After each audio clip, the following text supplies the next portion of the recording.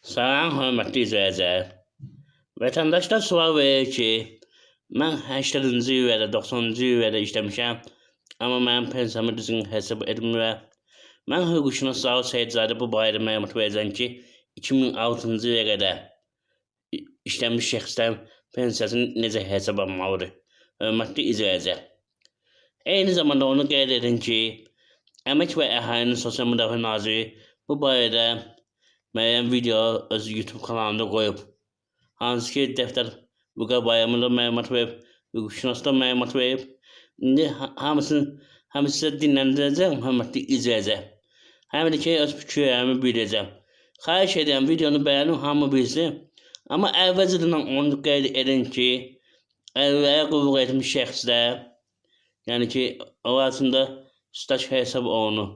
Əlilliyi olan şəxsə qulluq etdiyini görə. Amma yalnız birinci qrupa qulluq etdiyini görə. O da staj kateqoriyasına aiddir.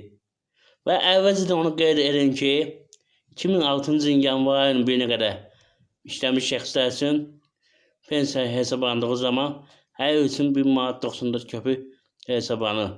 Hörmətli izləyicilər, bunu necə alın?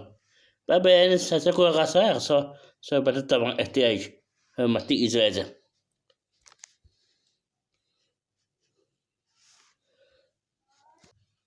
Üzvü hesab edin, hörmətli izləyicilər. Telefonda problem var, yüksək səs çəkirəm. Bəli, qulaq asas səsə. Əvvəl o qədər yaşamaq lazım. Yaşa görə əmək pensiyasına çıxan bəzi şəxslər pensiya məbləğinin düzgün hesablanmamasından narazıdırlar. Xəbər ertəsinin qaynar xəttinə ünvanlanan müraciətdə 1980-90-cı illərdə işləyən bəzi şəxslər əmək stajlarının hesablama zamanı nəzərə alınmadığını bildirirlər. Pensiya məbləği əmək pensiyaları haqqında qanunun 10-cu maddəsinə əsasən təyin olunur. Millət vəkili Vüqar Bayramov deyir ki, bəzən Hörmətli izləyicilər, videonu sona qədər baxın. Hər şey aydın olsun. Əgər aydın olmasa, mənim telefonumla videonun izahı yerinə qədər olunub YouTube kanalında geniş video. Bir də ki, short bölməsində istənilən videonun üzərində var.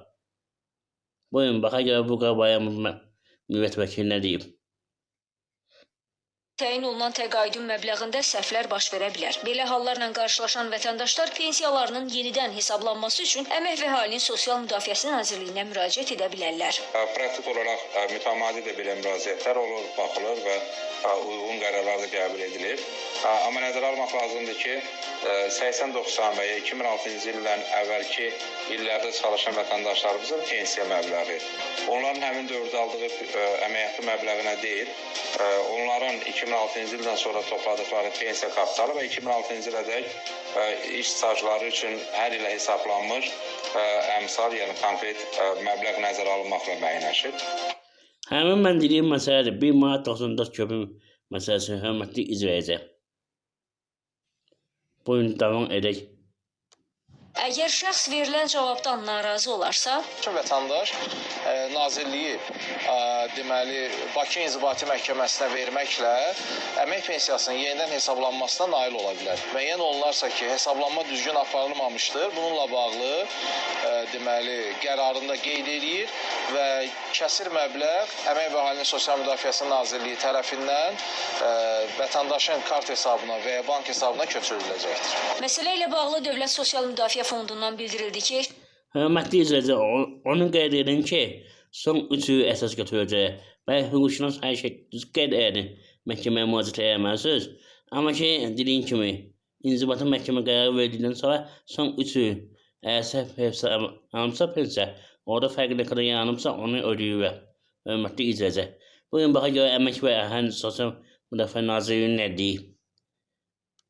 şəxs pensiyasının yenidən hesablanması üçün qurumun struktur bölməsinə və ya istənilən dost mərkəzinə müraciət edə bilər. Bu zaman 2006-cı ilin yanvarın 1-nədək olan ümumi iş stajını təsdiq edən sənədlər, əmək kitabçası, həqiqi hərbi xidmətdə olduğu dövrü təsdiq edən sənəd və əgər varsa, 2006-cı ilin yanvarın 1-nədək bitmiş əyani təhsil dövrünə dair sənəd mütləq təqdim edilməlidir. Turqan Əliyev, Nizami Rəsulov, Səbinə Qurban, Xəbər ertəsi.